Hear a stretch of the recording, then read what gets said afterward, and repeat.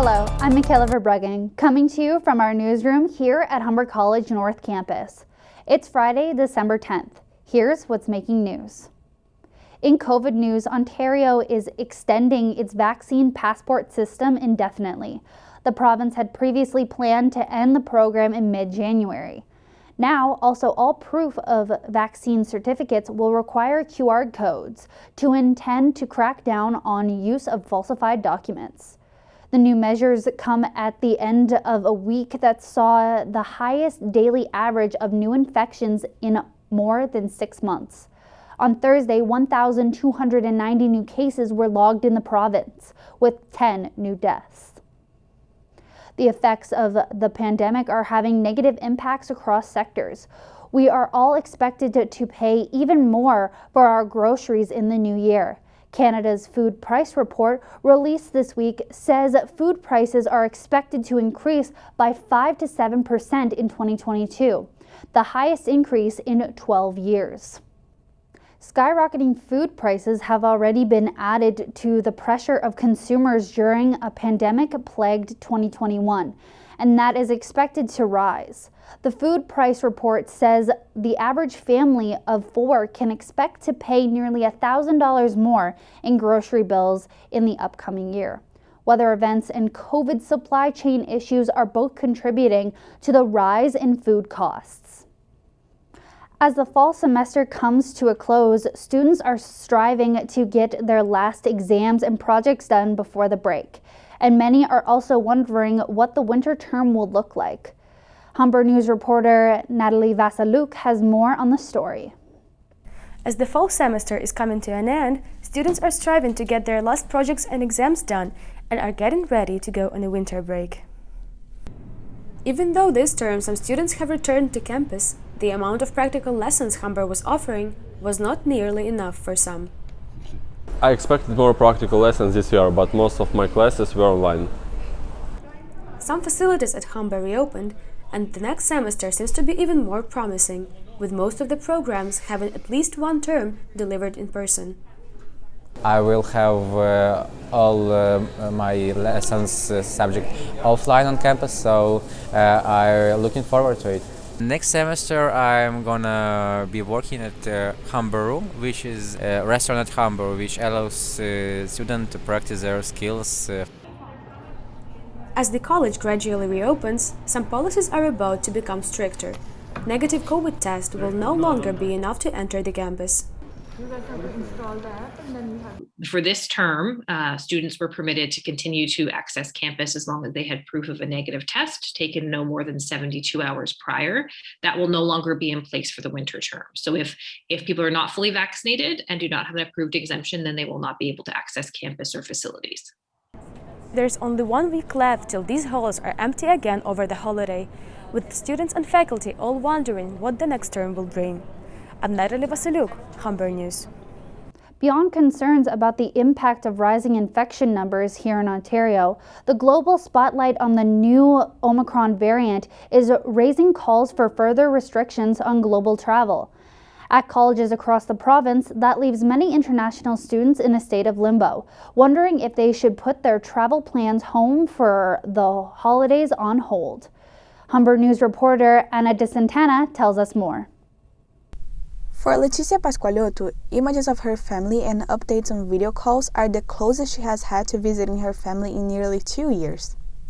The hospitality student at the International Language Academy of Canada in Toronto has a ticket home to Brazil, but is not sure if she'll be able to use it. I am definitely not sure if I am going anymore, and my parents are feeling this the most because they were expecting me to go, and it's very heartbreaking. For travelers going to non-restricted countries, the testing and quarantine on arrival has been reintroduced. Even though the restrictions are not very strict right now, international students are scared of borders closing mid-trip. It is challenging choosing whether to be stuck in their home country and risk getting contaminated or spending one more holiday alone. If I don't travel, I will be very sad, but I just have to accept it that we are the situation that we are right now. I don't want to aggravate. I don't want to be part of the people that are traveling and aggravated aggravating the situation. As of today, travelers from 10 African countries are not allowed to enter Canada. Over the weekend, the government did an exemption for residents coming from these countries. They will need to get a COVID-19 test in an accredited lab in South Africa within 48 hours of their trip and board only Germany's Lufthansa Airlines, allowing them to transit through Frankfurt's airport. So we'll have to be reviewing this with our federal partners. We were certainly in contact with them all weekend to talk about a testing strategy for all travelers returning to Canada. We will further review the testing strategy for the short-term travel for 72 hours or less. The additional testing requirements are already raising concerns that holiday travel may be chaotic. For many international students, the worry is not only about flying home, but being able to return to their studies in Canada the new year. Anna DeSantana for Humber News. A Humber College student is the first recipient of the new Cityline scholarship for BIPOC women. Humber reporter Julia Alivato tells us more. A short film application to Cityline by a student at Humber College left everyone emotional. She always tried to make me happy, and I never realized it then, but I do now. Tanzil Mustafa explores her relationship with her mother, who recently passed away from COVID at the age of 59. It was sort of cathartic talking about my mom, and it needed to be done in order for me to get through that process of grieving. I'm still grieving. I'll forever be grieving and mourning the loss of my mom, but it felt a little therapeutic just to talk about it and just be able to be emotional. From hundreds of entries, our panel chose 2 finalists. She was introduced on the show as one of those final 2, but what she didn't know is that she had already been chosen as the winner. As good as you are, we lied to you, honey. We said there were 2 finalists. There's 1, and it's you. Thank you. You have won the Cityline Scholarship. This recognition also brings Mustafa closer to her goal of being able to inspire others to tell their stories. Well, like my community is being Black and being a woman, and then it's our community is not really a monolith, and I feel like there's so many other representations and so many other stories. I just want to be like that small little puzzle piece to like the bigger picture of like representation, or like incorporating my experiences for the people that can relate to me. She also wants to open the discussion about mental health, something that her mom has helped her to cope with. You feel like you're weak, but in actuality, it's the opposite. You're so strong for pushing through, for being so vulnerable, for feeling those emotions that you feel.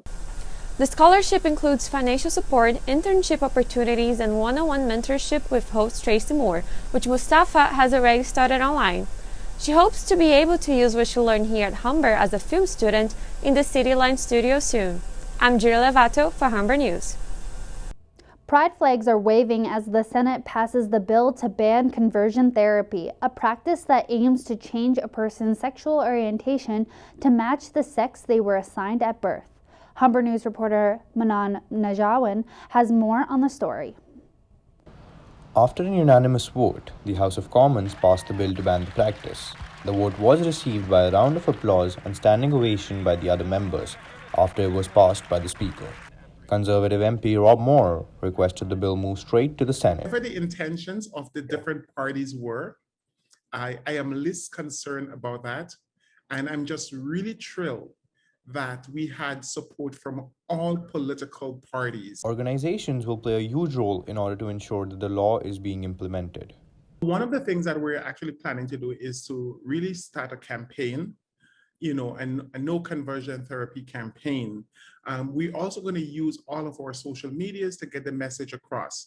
We're going to use our festival to get the message across.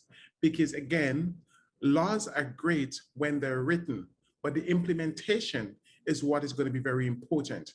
And we strongly believe as Pride Toronto, we have a role to play to educate in our community on this law. The bill will come into effect on January 7th, making it punishable up to 5 years to cause another person to undergo conversion therapy. And promotion, advertising, and profiting from providing the practice will be punishable up to 2 years. Manan Najawan, Humber News. The first new permanent gallery in a decade has opened at the Royal Ontario Museum to tell a story of life on Earth. Humber News reporter Mali Gamouche has more on the story. A 4 billion-year-old story all in one place.